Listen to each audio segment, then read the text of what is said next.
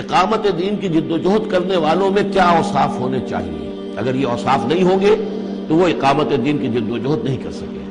تو یہاں پر نقشہ کھینچا جا رہا ہے اس سیرت کا، اس کردار کا، کہ جو لوگ یہ طے کر لیں کہ ان صلاتی و نسکی و محیایا و مماتی للہ رب العالمین، جو اصولی طور پر ایک عزم کر لیں کہ اب ہمیں اپنی بہترین توانائیاں اور قوتیں صرف کرنی ہے اللہ کے دین کو قائم کرنے کے لیے، تو ان کے اندر کیا اوصاف پیدا ہونے چاہیے.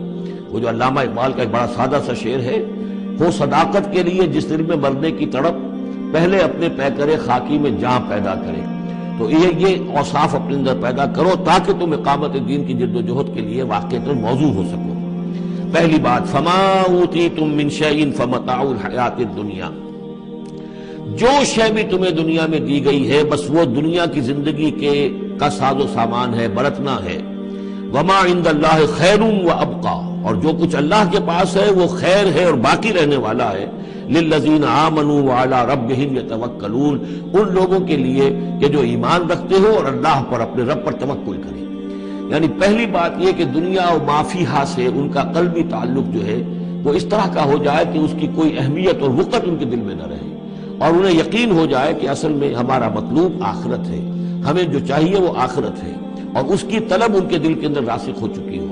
جب تک یہ بے رغبتی نہیں ہوگی دنیا سے، اگر کہیں بھی یہ دنیا کی محبت جو ہے کہیں وہ لگی ہوئی ہے، پھانس آپ کے دل میں چبھی ہوئی ہے، تو ہو سکتا ہے کہ وہ کہیں اڑنگا لگائے گی اور آپ جو ہے اپنے خیال میں تو بڑی ترقی کر رہے ہیں اقامت دین کی جد و جہد میں، لیکن کہیں وہ ایسی اڑنگا لگائے گی کہ اونھے منہ نیچے گریں گے. پہلا فیصلہ یہ ہے کہ آدمی طے کر لے کہ میں طالب آخرت ہوں یا طالب دنیا ہوں. اور نمبر دو یہ کہ توکل اللہ پر. یہ دو ایک آیت کے اندر یہ دو شرطیں آئی. اب آگے چلیے، والذین یجتنبون کبائر الاسم والفواحش، اور وہ لوگ کہ جو اجتناب کرتے رہیں بڑے بڑے گناہوں سے اور بے حیائی کے کاموں سے. ظاہر بات ہے کہ اپنی سیرت کو ان چیزوں سے اگر پاک نہیں کریں گے تو اس قدم میں، اس میدان میں آگے نہیں بڑھ سکتے. لیکن یہاں دوبارہ نوٹ کر لیجئے کہ یہی مضمون سورہ نساء میں آ چکا ہے. ان تجتنبوا کبائر ما تنہون عنہ نکفر عنکم سیئاتکم وندخلکم مدخلا کریما. دوسری مرتبہ اب یہاں آ گیا ہے. یعنی یہ کہ اقامت دین کے جو جد و جہد کرنے والے ہوں انہیں کبائر کے بارے میں اصل میں زیادہ حساس ہونا چاہیے. صغائر کے معاملے میں جس قدر زیادہ حساس ہم ہو گئے ہیں وہ اصل میں ایک بالکل غلط رخ ہے. صغائر کے بارے میں کم اور کبائر کے بارے میں ہو. اصل صغائر تو خود بھی ان الحسنات یذهبن السیئات، جو نیکیاں ہم کرتے ہیں اس سے خود بخود بھی وہ ایسے صغیرہ گناہ جو ہے معاف ہوتے چلے جاتے ہیں. لیکن ہو جاتا ہے الٹا برعکس ہو جاتا ہے معاملہ کہ ایک آدمی ان چیزوں میں تو بہت ہی جزرس ہو جائے اور بہت ہی باریک بین ہو جائے، لیکن جو حضرت مسیح کے الفاظ ہیں کہ مچھر تو چھانتے ہو اور سموچے اونٹ نکل جاتے ہیں. یہ صورتحال جو ہے یہ بڑی جو سمجھیے کہ پیتھولوجیکل کنڈیشن ہے، یہ بیماری کی صورت ہے. یہ ہے کہ بڑے بڑے گناہوں سے اپنے آپ کو پاک کرو اور فواحش سے اور بے حیائی سے. وَإِذَا مَا غَضِبُوا هُمْ يَغْفِرُونَ، اور یہ کہ اگر کبھی کہیں غصہ آ جائے، جیسا کہ ہم پڑھ چکے ہیں سورہ حامیم سجدہ میں بھی کہ وَإِمَّا يَنزَغَنَّكَ مِنَ الشَّيْطَانِ نَزْغٌ، وہ اگر شیطان کی کوئی چھوٹ لگنے ہی لگے تو فوراً اللہ کی پناہ طلب کرو. وَإِذَا مَا غَضِبُوا هُمْ يَغْفِرُونَ، جب انہیں غصہ آتا ہے تو اس غصے کو ڈھانپ دیتے ہیں، غصے کو پی جاتے ہیں. غفر کے معنی ڈھانپ دینا ہے. ویسے اس کے جو عام ترجمہ ہے معاف کر دیتے ہیں، بجائے اس کے کہ غصے میں کسی پر حملہ کریں اور کسی سے انتقام لیں، بلکہ اس کے اندر عفو کی صورت ہو جب غصہ آئے. ایک ہے سوچ سمجھ کر کوئی اقدام کرنا ہے، کوئی آپ نے چیلنج کرنا ہے کسی باطل کو اور اس میں کوئی آگے بڑھ کر آپ کو اقدام کرنا ہے، وہ اور بات ہے. ایک ہے کہ غصے میں آ کر کوئی اقدام کیا جائے. وَإِذَا مَا غَضِبُوا هُمْ يَغْفِرُونَ، تو وہ معاف کر دیتے ہیں، یا یوں کہیے غصے کو پی جاتے ہیں، یعنی غصے کے اوپر وہ پردہ ڈال دیتے ہیں. غفر جو ہے مغفر کہلاتا ہے خود، کہ جو سر کو ڈھانپ لیتا ہے تاکہ تلوار کا وار اگر سر پر آئے تو سر بچ جائے اور خود اس کو روک لے. تو مغفر، غفر کے معنی ڈھانپ لینا، گناہ کو ڈھانپ لینے والی شے ہے اللہ کی مغفرت. اسی طریقے پر یہ کہ وہ غصے کو پی جانے والا. وَالْكَاظِمِينَ الْغَيْظَ، یہ ہم پڑھ چکے ہیں سورہ آل عمران میں. نمبر آگے چلیے، وَالَّذِينَ اسْتَجَابُوا لِرَبِّهِمْ، اور وہ لوگ کہ جنہوں نے اپنے رب کی پکار پر لبیک کہا. وہ پکار کون سی ہے؟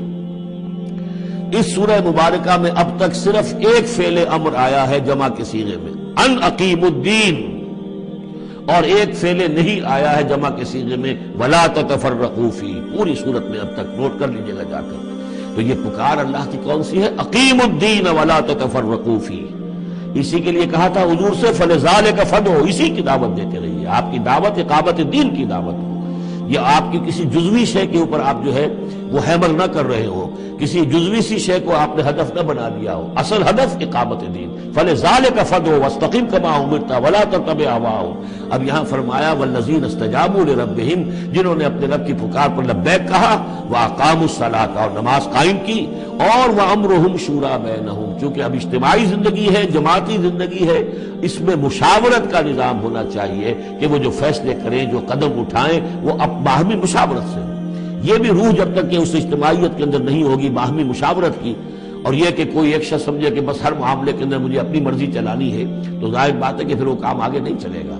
ہم پڑھ آئے ہیں کہ حضور سے یہاں تک کہا گیا ہے کہ یہ جن صحابہ سے خطا ہوئی ہے، غلطی ہو گئی ہے، ان کو بھی آپ وَشَاوِرْهُمْ فِي الْأَمْرِ فَاعْفُ عَنْهُمْ وَاسْتَغْفِرْ لَهُمْ وَشَاوِرْهُمْ فِي الْأَمْرِ، حالانکہ ان سے خطا ہوئی ہے، غلطی ہوئی ہے، لیکن پھر بھی آپ انہیں اپنے مشوروں میں شامل رکھیے، اس لیے کہ اس سے دلجوئی ہوتی ہے، ساتھیوں کے اندر میوچول کانسیپٹ ڈیولپ ہوتا ہے، ایک کانفیڈنس ڈیولپ ہوتا ہے، اور وہ سمجھتے ہیں کہ ہماری بھی بات سنی جاتی ہے۔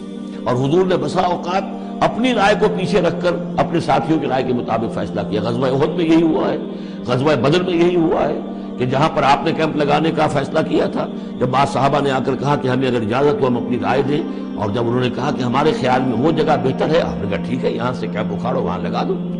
وَأَمْرُهُمْ شُورَىٰ بَيْنَهُمْ وَمِمَّا رَزَقْنَاهُمْ يُنْفِقُونَ۔ ایک اور شے جو لازم ہے اقامت دین کی جد و جہد میں، جہاں وقت لگے گا، جہاں آپ کی توانائی صرف ہوگی، اس میں پیسہ بھی لازم درکار ہے۔ وہ دعوت دین کا کام ہو، اقامت دین کی جد و جہد ہو، وَمِمَّا رَزَقْنَاهُمْ يُنْفِقُونَ، یہ انفاق کا مضمون آ گیا، اور جو کچھ کہ ہم نے انہیں دیا ہے اس میں سے وہ انفاق کرتے ہیں۔ وَالَّذِينَ إِذَا أَصَابَهُمُ الْبَغْيُ هُمْ يَنتَصِرُونَ۔